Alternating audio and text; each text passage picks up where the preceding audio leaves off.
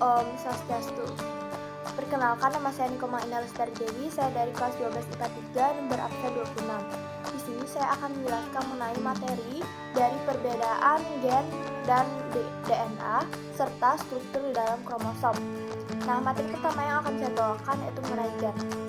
Gen itu sesuai dengan fungsinya itu merupakan suatu unit pewarisan sifat atau dapat dikatakan sebagai bagian dari kromosom atau salah satu kesatuan dari DNA dan kromosom, yaitu di dalam lokus yang mengendalikan ciri-ciri genetis yang bersifat individu yang dapat dilakukan dengan cara bereproduksi. Nah, kemudian tempat gen itu melekat atau berada di dalam protein dan polipeptida atau juga dapat kita katakan berada di dalam sel intai. Kemudian adapun fungsi dari gen itu yaitu yang pertama adalah sudah pastinya adalah menyampaikan informasi genetik dari generasi ke generasi.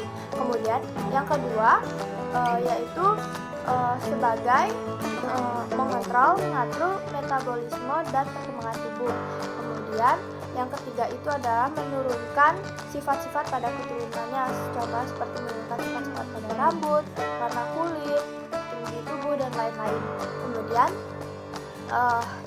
Kemudian selanjutnya yaitu yang terakhir yaitu proses reaksi kimianya dalam tubuh itu terjadi secara berurutan.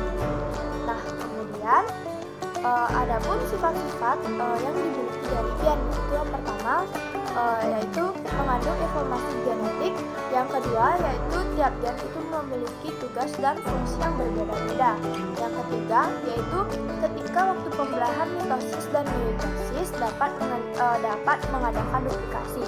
Kemudian yang keempat yaitu sifat gen yang yaitu kerjanya itu ditentukan oleh susunan kombinasi basa nitrogennya. Nah, kemudian jumlah genom manusia yaitu dalam gen itu terdiri dari 20.000 gen. Nah, kemudian susunannya itu tersusun dari DNA yang diseliputi dan diikat oleh protein. Nah, banyak cirinya itu memerlukan satu atau beberapa ciri. Kemudian selanjutnya saya akan menjelaskan mengenai DNA. Nah, DNA secara pengertiannya itu merupakan suatu asam nukleat yang menyusun gen di dalam inti sel. Nah, tempat dari DNA yaitu berada di dalam mitokondria, kloroplas, sentrol, sitoplasma dan juga plastid. Kemudian adapun fungsi dari DNA ini yaitu yang pertama yaitu membawa informasi genetik, yang kedua itu memiliki peran dalam pewarisan sifat, yang ketiga yaitu mengekspresikan informasi genetik, yang keempat itu mensintetis molekul kimia lain, dan yang terakhir yaitu menduplikasikan diri atau bereplikasi. Nah, selanjutnya sifat DNA yaitu beberapa sifat atau karakteristik yang terdapat dalam DNA, yaitu yang pertama itu jumlah DNA konstan pada setiap jenis sel atau spesies. Nah, kemudian kandungan DNA dalam sel itu bergantung pada sifat ploidy atau jumlah kromosom. Kemudian yang ketiga yaitu bentuk DNA pada inti sel eukariotik itu seperti benang dan tidak bercabang. Kemudian selanjutnya yaitu bentuk DNA pada inti sel prokariotik, plastik dan mitokondria itu berbentuk sirkuler. Nah, kemudian adapun jumlah genom manusia, yaitu jumlah genom manusia memiliki 46 DNA yang beruntai ganda.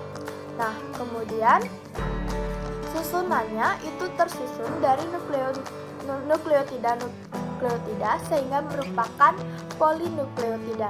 Nah, kemudian dalam DNA ini memerlukan banyak ciri. Nah, itulah beberapa dari perbedaan dari gen dan juga DNA. Nah, selanjutnya saya akan menjelaskan mengenai struktur kromosom. Nah, struktur kromosom yang dapat kita lihat dari gambar tersebut, yaitu bagian-bagiannya yang pertama yaitu terdiri dari sentromer atau kinetochor, yaitu merupakan penghubung antara kronomena dan yang satu dengan yang lainnya, suatu penghubung. Kemudian Selanjutnya yaitu terdapat kromonema, yaitu merupakan suatu pita berbentuk spiral, yaitu tempat melekatnya kromol dan kromomer. Nah, kemudian selanjutnya yaitu kromomer atau granula besar, yaitu merupakan suatu bentuk manik-manik atau granula yang merupakan akumulasi materi kromatit atau benang-benang halus. Selanjutnya ada kromiol, yaitu granula kecil, yaitu merupakan suatu kromosom yang mengalami sedikit penebalan. Kemudian selanjutnya ada kromonema, yaitu bagian kromatit yang mengalami penebalan berupa bahan nukleopeptida yang mengendap, memiliki ruang-ruang berisi gen yang disebut lokus. Nah, kemudian lokus itu merupakan bagian yang berfungsi sebagai tempat pembawaan sifat-sifat keturunan atau hereditas.